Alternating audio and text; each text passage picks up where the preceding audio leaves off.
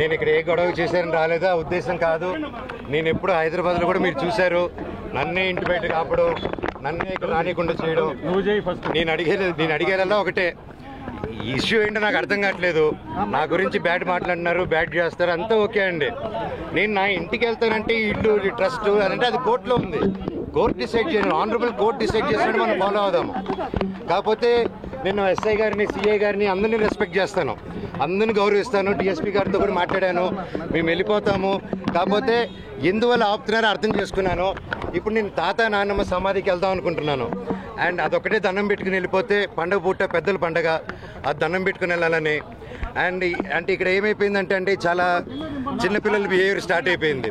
జనరేటర్లో చక్కెర పోయడం and hoardings ఉంటే ఇక్కడ నాది, లోకల్ ఎమ్మెల్యే నాని గారిది, సీఎం గారిది, అందరు కలిపి మా హోర్డింగ్స్ అన్నీ పెట్టుకుని ఉంటే అన్నీ ఇక్కడ ఈ 2 కిలోమీటర్ రేడియస్లో మొత్తం అందరూ ఉన్నారు. ఈరోజు పొద్దున కూడా డే టైంలో అంత ఫుటేజ్లు ఉన్నాయి మా దగ్గర, అవన్నీ మీకే ఇస్తాం, దయచేసి మీరు చూడండి. అంటే హోర్డింగ్లు కూడా తీసే ఎందుకు అంత లెవెల్?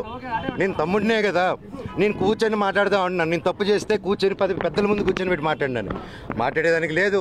నాకు మొహం చూపించేదానికి సిగ్గుపడతారో భయపడతారో ఏం అర్థం కావట్లేదు. హోర్డింగ్లు చింపగలుగుతారు కానీ నా జనాల మనుషుల నుంచి మమ్మల్ని నన్ను ఎవరు తీలేరు. అండ్ ఇది నా ఊరు, నా బంధువులు, నా పల్లెటూరు, నా జనాలు. అండ్ ఈ క్యాంపస్ నాకు గౌరవం ఉంది. ఇది ఒక్కరి కాంట్రిబ్యూషన్ కాదు, ప్రతి ఒక్కరు కష్టపడాము, ప్రతి ఒక్కరు కాంట్రిబ్యూట్ చేసాం చిన్నప్పటి నుంచి. అండ్ ప్రతిదీ కోర్టులో మేము ప్రజెంట్ చేస్తాం, కోర్టు ద్వారా తెలుసుకోండి. అంతేగాని కోర్టులో ఉన్నప్పుడు ఇలా ఫోర్స్ చేయడం, మా జనాల్ని, మా ఫ్యాన్స్ని, మా ఫాలోవర్స్ని బెదిరియడం, మీరు ఇక్కడికి వస్తే లాఠీ చార్జ్ చేస్తారని బెదిరిస్తూ ఉన్నారు. మేము ఇక్కడికి వస్తాం సార్, వస్తే లాఠీ చార్జ్ చేస్తాం. ఎందుకు లాఠీ చార్జ్ చేస్తారు సార్? నేను మా ఊరికి వెళ్ళినా, నా బంధువుల్ని కలిసిన, జల్లికెట్టుకు పోయినా, ఇక్కడికి వచ్చినా, నేను సార్ రావచ్చు అంటే రావద్దన్నారు. సరే ఓకే, తిరుక్కుని పోతున్నాను సార్, నా తాత నాన్నమ్మ సమాధి దగ్గరికి పోతాను, మీరే పోలీసులు రండి సార్, మీరు నాతో పాటే రండి, నేను జస్ట్ 2 నిమిషాలు సమాధికి దండం పెట్టుకొని ఘాటుకి పోతాను సార్ అని చెప్పాను. ఆ పర్మిషన్ తీసుకొని సార్ వాళ్ళతో వెళ్తాను, అది రానిస్తే ఓకే, లేకపోతే ట్రై చేస్తాను. అక్కడి నుంచి స్టేషన్కి వెళ్ళి నేను నా తరఫున కంప్లైంట్ పెట్టుకుంటాను.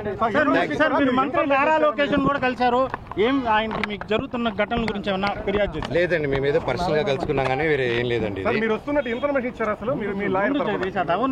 లాయర్ తరఫున ఇన్ఫర్మేషన్ అదేం లేదు సార్. నేను అటు లేను సార్. నేను లాయర్ని పెట్టి ఇది చేద్దాం, వీడిని హోర్డింగ్లు నింపుదాం, వీడు పడుకొని ఇంట్లో పిల్లలు ఉండగా చక్కెర పోద్దాం, ఇవన్నీ నేను చేయను సార్. మీకు తెలుసు కదా, లోకల్లో కదా మీరంతా, ఈ లోకల్లో తెలుసు కదా నా గురించి. మీకు నా గురించి అడిగి చూడండి సార్, ఊర్లో సరదాగా కెమెరాలు ఎత్తుకొని వీడేంది, వీడి కథ ఏందని అడగండి పోయి, మీకే అర్థమైపోతుంది అంతా. నేను కేవలం నేను అడిగిందల్లా ఒకటే, ఇక్కడ జనాలు, హాస్టల్ పిల్లకాయలు అండ్ ఆ తర్వాత బయట చదివే హాస్టల్స్ దగ్గర కూడా క్యాష్ డిమాండ్ చేద్దాం, ఈ హేమాద్రి నాయుడు వీళ్ళందరూ కలిసి. అండ్ వాళ్ళ దగ్గర వాట్సాప్ చాట్లు అన్నీ ఉన్నాయి సార్, బెదిరించే హాస్టల్ అంతా ఖాళీలు చేపించడం. అండ్ ఎలా సార్, ఒక ప్రైవేట్ వాళ్ళకి సొంత, నేను ఒక కంపెనీ ఓపెన్ చేసి, వల్మరన్ కంపెనీ ఓపెన్ చేసి నేనే అది చేయలేను కదా సార్ అవన్నీ.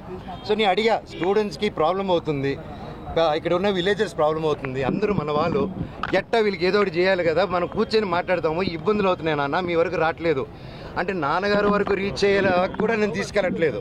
ఒకవేళ అటు వెళ్తున్నానంటే ఆరోపణలు, ఇంటి గేట్లు వేసాడు, మాకు నాన్నకేదో చెప్పాడు, మీ అందరూ కళ్ళు మప్పడం. అండ్ టక్కరి ఇన్ని సంవత్సరాలు లేనిది సడన్గా ఇక్కడ ఈరోజు హోర్డింగ్ చూశారు, ఎవరెవరితో హోర్డింగ్ చేసుకున్నారు మీరే చూశారు. నేను పోయిన తర్వాత వచ్చి స్టూడెంట్స్ ఊరోళ్ళతో మాట్లాడి వెళ్ళిన తర్వాత పరిగెత్తుకుంటూ వెళ్ళి లొకేషన్ గారికి కలిశారు విష్ణు గారు అండ్ ప్రతి ఒక్కరు. అండ్ ఎందుకు ఆ భయం, ఎందుకు నేనేం చేస్తాను, ఏం లేదు కదా, కూర్చొని మాట్లాడేదానికి ఎందుకు.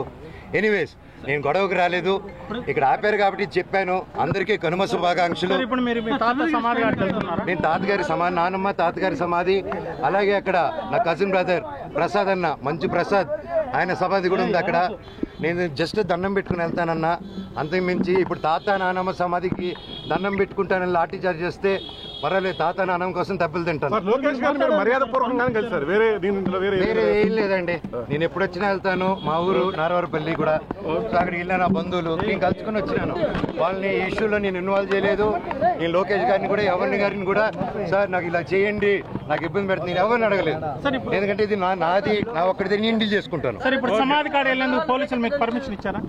సార్ తాత నాన్న పర్మిషన్ మీరు తీసుకొని వెళ్తారా? మీ తాత నాన్న ఇప్పుడు ఇక్కడికి మీరు మీ ఇంట్లో వెళ్ళేదానికి అడ్డుకున్నారు. అదొక ఇల్లు అంటే ఆయన ఉన్నారు, నాన్నగారు ఉండి రావద్దన్నారు కాబట్టి ఓకే.